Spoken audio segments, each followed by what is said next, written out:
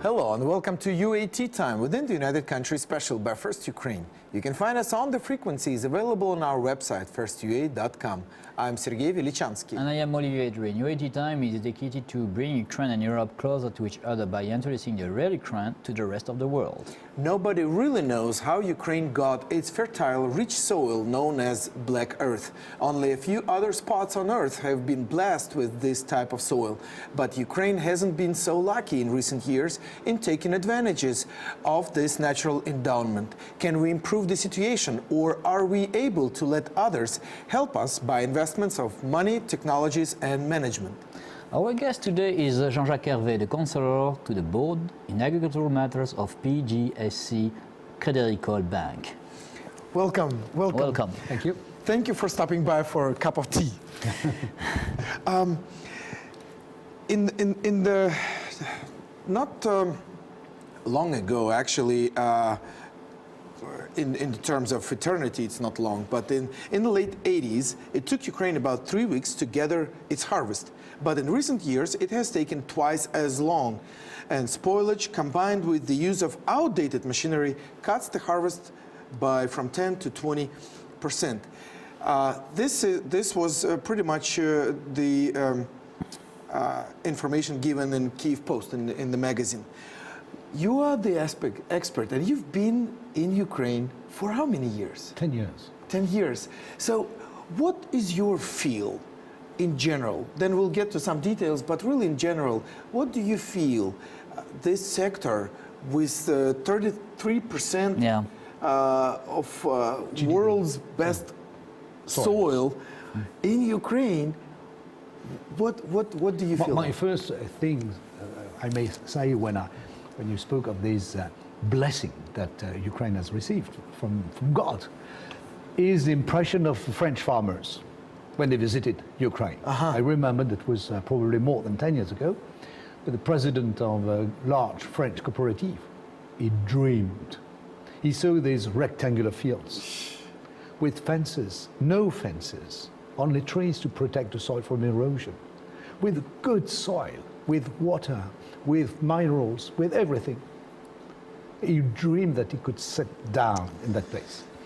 And second aspect, I would say, about what you wrote 10 years ago in a newspaper, there were no enough tractors, no enough combines. But nevertheless, in 2000, Ukraine exported grain. Yeah. So they succeeded in getting the grain, storing the grain, transporting the grain, in spite of the fact that there is not enough combined. We must have that in head when we think of the future and of the needed investments in Ukraine. Okay. And the third thing I may say is that Ukraine is now well known as probably a world grain basket. I was in Morocco, invited 3 times this year, just to provide the Moroccans with information on how to buy grain from Ukraine. So the potential is fantastic and recognized. Yeah. That is really interesting. Now, your involvement right now, basically, are you a liaison between French businessmen to invest into Ukrainian agricultural sector, or are you training and working with the farmers and agricultural players in Ukraine, in the country? I would say both. Okay. Both. Because we are the bank of the French agriculturists, is a cooperative. So we are serving these guys who have an interest in developing business in Ukraine, some of them, with very big success. Okay. And we are mainly involved in financing the Ukrainian companies, the Ukrainian farmers, who are trying to get from an experienced bank the money they need to have their working capital covered, the capex covered sometimes. The difficult times that we're living through now are probably more difficult for capex expenditures. But anyway, we are working with these guys, with all sizes of farmers, from small size, say for us a minimum of 400 hectares of land, up to the maximum. I think the biggest client is something as 400,000 hectares of land. And I know that you have been in Russia also before, Yeah. and you see a difference between Russia and Ukraine about this agricultural sector and management of this agricultural sector? There are huge differences.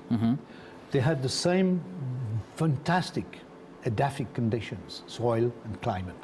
But in Ukraine, we still have 15 million inhabitants in the rural areas. The same numbers in Russia. We have in Ukraine 64 million tons of grain from 40 million hectares. In Russia, they have 100 million tons out of 220 million hectares of land. Whoa! For Russia, agriculture is not important. They can survive by importing food. They could, I don't know now, but they could survive by importing food. And agriculture for them is more or less something in their international policy, whom they want to be grateful, whom they want to be support, how they want to destroy the good relations from neighbors. So this is more political instrument. In Ukraine, agriculture is part of the national identity, is the main source at the moment of exports. And for that reason of incomes in hard currencies, which is very important. And this is strategic for the development of the country. Agriculture in Ukraine is the engine, the fuel of economy. In Russia, the fuel of economy is gas and petrol. Yes, and in this way, how you see and what do you think about the process of reform in the agricultural sector? In Ukraine? Yeah. Oh, I think that for the last year with the new government, things are going very well. I understand that the minister has understood two words, for me, very important. Confidence and stability. Farmers need to know what they will do in a field within 5, 6, 7 years. So when the government has decided to open the possibility to have long-term land lease, it's a very important progress in stabilizing the position of each farm.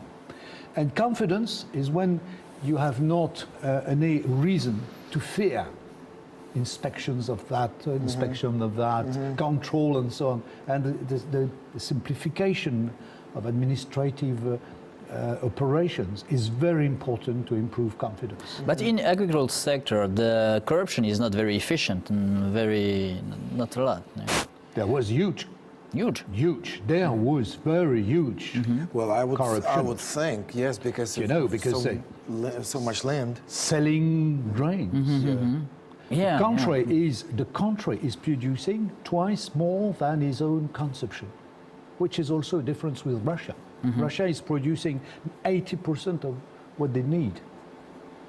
Only 20% are available for export. In Ukraine, this is 50% already. And the potential of growth is twice more production than now. So they will be really from Ukraine very, very top exporters. And corruption was indeed very attractive for some guys who look at these million tons of grains sold in hard currencies somewhere. And that's very important to see that, as far as I can see, as far as I can share opinions with the traders, French, American, Ukrainians, the things are going well now, better and better. I have no information of people saying, you know, Jean-Jacques, we have a terrible corruption. We still have corruption, but not so big as it was before. And this is reduced, and this is very important to create. But for example, I am a French farmer. I want to buy some piece of land in Ukraine. What can I say? You cannot buy. You cannot buy. You can rent. Cannot buy. But I will tell you that in France you could, but it will be very difficult anyway. For many reasons. You cannot buy in Ukraine because there is that moratorium that has forbidden. That's why I asked you the question. But you can rent the land for 49 years. And you can rent the land with the minimum duration of the land lease of 7 years. So you have the possibility to do something. And you can rent without any limitation of the amount of land that you will rent. But the land belongs to the state. The land belongs, there are three categories of land. There are state lands, about 10 million hectares. There are land being the property of the community, of the municipality, Yes. Also around 10 million. And there is a third part, which is in the hands of the farmers, the past workers of the coal coast, who have received vouchers, the pie, the land pie, and they have not the right to sell, but they can give that to their sons, grandsons, to their relatives. So this is really their property, and you rent their pie, or you rent the land from the municipality or from the state. Okay. If you were back in 1991 when Ukraine proclaimed independence, what would you have done back then in order for Ukraine to really become successful and rich by 2015?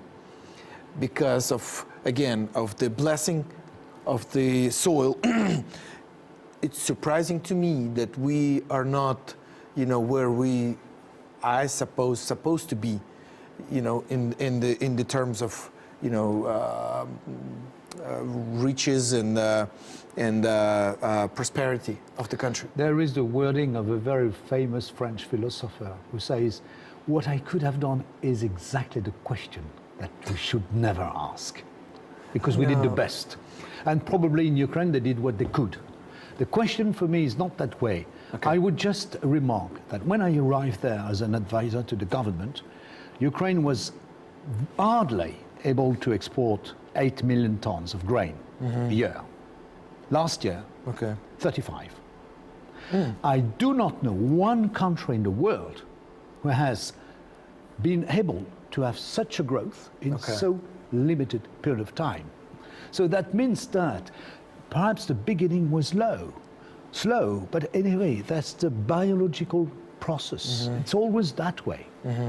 So they are now growing.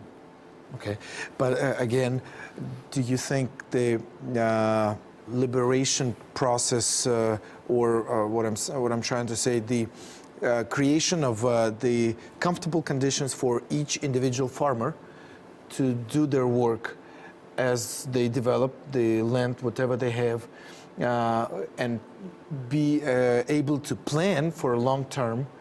As a European, I'm convinced that Europe is a good model somehow. Okay. Even if I do not support the full system of subsidies to agriculture. I think that we should probably in Ukraine improve. First, we should assess that the farmers who are still living now, 20 years after independence, have incredibly been strong because they survive to the ocean of competition. Without subsidy, without support. In this way, let's talk about the association agreement of the EU. What do you think about the association agreement in the agricultural sector? And I know that they decreased the tax for the agricultural product from Ukraine to export in the EU. What do you think about that? I think that before this agreement has been signed, Ukraine was already a very huge, strong exporter of commodities to European countries. Last year, the year before, Ukraine exported 11 million tons of corn to Spain, Italy, France, Netherlands, the Danish countries, with very limited taxes. And so, frankly speaking, we decrease the taxes. Yeah, but frankly speaking, I don't see what the agricultural sector can really win from this agreement. Perhaps some possibility to sell poultry, but it will be very limited because I'm sure that the European lobbies will react against competition from the Ukrainian poultry. But for example, with the European norms, because they have a very big agricultural sector, but for example, production of meat for pork or beef, they have to be in the European norms to export. That's a big deal. That's a big deal. I remember the reactions of some experts from Sanko direction when they, 5 years ago, 5 years ago, they said, you know, we are confident with the policy of quality and food security with several enterprises. We are less confident in the state offices. Now we are improving. There still are 5, 6 probably top enterprises that are able to fit to the European requirements. They could export. I think they probably will not export a lot to Ukraine. I think they will export to the traditional markets of European producers because they will be less expensive and they will benefit from the fact that they made fantastic progress to respect the European norms. So they are able to sell everywhere in the world. I have a very specific question. Prior to our interview, I talked with one farmer. They own about 2,000 hectares of land. And he shared with me about some concerns about added value tax. That if it's going to be imposed, then they're not going to survive. And recently we know that some of the agrarians had a meeting in front of the Verkhovna Rada against this law. What are your opinions on that? It's a very difficult question because there are two aspects. There is one aspect which is that dealing with repayment of VAT on export, which is one side. And there is another side of the VAT question, which is the fact that the farmers benefit from their balance on VAT as a subsidy from the government. This is not the first time in the world when a country has to use or has used VAT benefit as a subsidy to these farmers. Two elements that I may put in the debate. First, when we consider the OECD calculations of efficient subsidy to Ukrainian agriculture, we find a negative subsidy. That means the farmers are paying to support low price for basic food for non-agricultural sector in Ukraine. So it's absolutely normal to think of subsidizing agriculture for that reason. The second aspect is that, as in other countries, we should say, what is agriculture? If I am head of a highly vertical integrated company, I will say that's agriculture to produce the sweets, but are covering from the sugar that has been produced by my sugar beet. So where is the boundary? Myself, I consider the boundary is sugar beet. For sugar beet and up to the harvest of sugar beet, I agree to give the benefit of VAT. After, I prefer that the farms or the enterprises pay their taxes according to the normal system. And so your farmer is probably right, because he thinks that a full reform will starve him from the benefit of VAT that he could receive as a compensation to his involvement in supporting normal prices for food. Okay. And another question. What do you think about this financial aid for Ukraine? I think about the financial support package for Ukraine from the EU, from the World Bank, from the IMF. What is you, as an economist, what do you think about this support? And do you think this support is large or must be more large? What do you think? I think first that it's very important to underline that once, after 20 years and something of independence, all the donors have decided regarding agriculture to have a real coordination of the efforts. They agree that the OECD experts will work with the European experts, with these fantastic 24 working groups with the Ministry of Agriculture and Food and other ministries, 8 thematics, 20 and some questions that they have all together looked at. That's very important once, because usually everyone has his own topics and his own interest.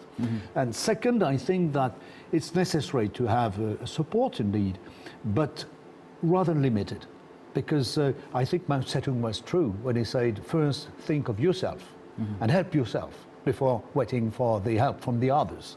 So I think that in Ukraine there are many people who have a lot of money, and probably one of the questions would be, how can I attract that money of the Ukrainians to go invest in the sectors where this money is required to improve production, to improve sales, to improve incomes in hard currency. I am totally agree. This country is very rich, very rich. Yeah, very rich. And I want to know another question, because you are and I am member of the Kondratiev Circle. Yeah. Very large and well-known expert club in France, economist. And I want to know your position, or what do you think about this sanction, economic sanction on Russia, like member of the Kondratiev Circle? I think this is a very political question, but as you told me that I'm an expert, I may tell the truth. My belief, like an expert, like an expert. My belief is that it doesn't work.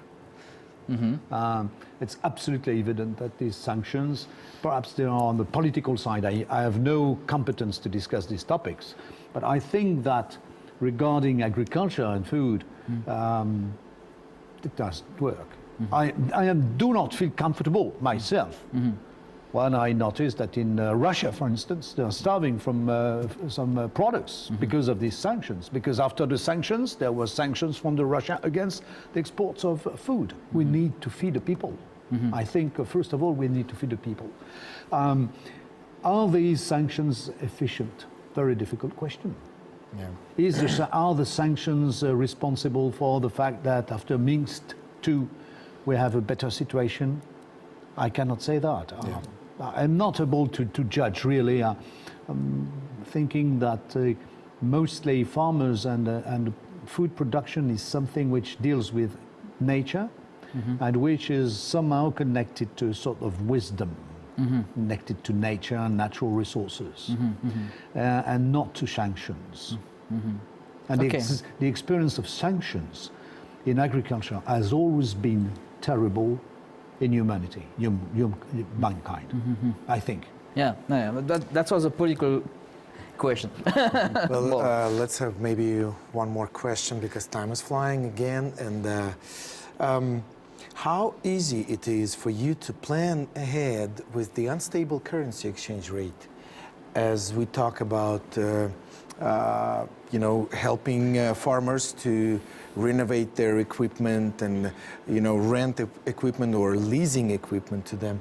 That is quite difficult for them to pay it off. It's very difficult indeed. And what is happening at the moment is that most of farmers facing these problems, and some of the providers of inputs facing these problems, have decided to concentrate on the basic things.